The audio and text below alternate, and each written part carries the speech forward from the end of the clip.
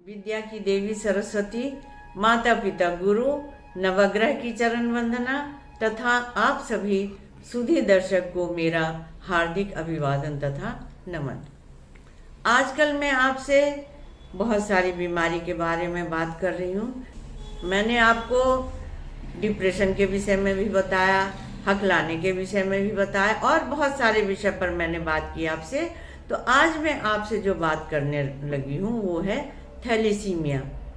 Thalassemia शरीर में haemoglobin बनने की प्रक्रिया में गड़बड़ी के कारण होता है, जो कि माता पिता से जेनेटिक जन्य आनुवांशिक जन्य बीमारी होती है।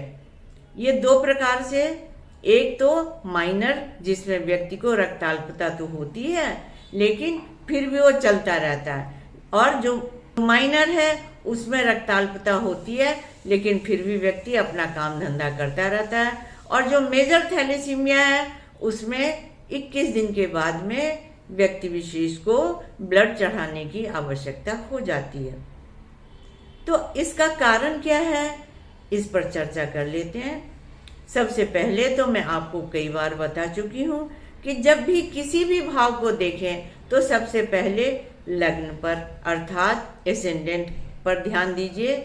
अगर लग्न का मालिक, एसेंडेंट का मालिक लग्न में ही बैठा हुआ है तो उस समय पर बीमारी होने के चांसेस बहुत कम हो जाते हैं। शरीर अगर स्वस्थ हुआ तो बीमारी जल्दी से घर नहीं करती, जैसे कि आपने कोरोना काल में भी देखा होगा कि जो स्वस्थ शरीर था उसमें इस बीमारी की प्रतिरोधक क्षमता बहुत अधिक थी और आदमी बीमारी से बच रहा था।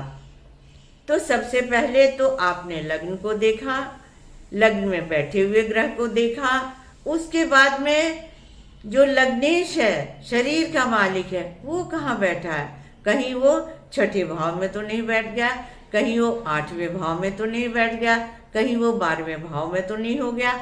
इसके साथ ही लग्न में बैठे हुए जो विपरीत ग्रह हैं वो तो नहीं कहीं हो गए, या लग्नेश विपरीत ग्रहों के साथ में तो नहीं हो गया। साथ ही लग्न पर पड़ने वाले ग्रहों की नजर कैसी है, किस भाव से वो देख रहे हैं, और लग्नेश को किस प्रकार से वो देख रहे हैं, इसका भी ध्यान देना चाहिए। और सबसे बड़ी बात, जब हम इसका विचार करते हैं तो सूर्य और मंगल। सूर्य हमारे शरीर में लाल रक्त कण का कारक होता है और मंगल उस लाल रक्त कण को शरीर में पहुंचाने का कारक होता है। दोनों ही एनर्जी के स्रोत हैं। तो सूर्य और मंगल इसको देखते हैं। सूर्य अगर केतु के साथ में है, क्योंकि आनुवांशिक बीमारियां जो होती हैं वो अधिकतर ही केतु के कारण ही होती है। आनुवांशिक अर्थात जेनेटिक बीमारियां केतु के कारण होती हैं। तब भी आप देखें सूर्य राहु की युति न हो, सूर्य और शनि के साथ में न हो, सूर्य और केतु साथ में न हो, मंगल राहु के साथ में न हो, मंगल केतु के साथ में न हो, मंगल दुस्थान में न पड़ा हुआ हो, सूर्य छठे 8वें 12वें भाव में तो नहीं बैठा हुआ है। छठे 8वें और 12वें भाव का स्वामी शरीर में एसेंडेंट में लग्न में तो नहीं स्थित है।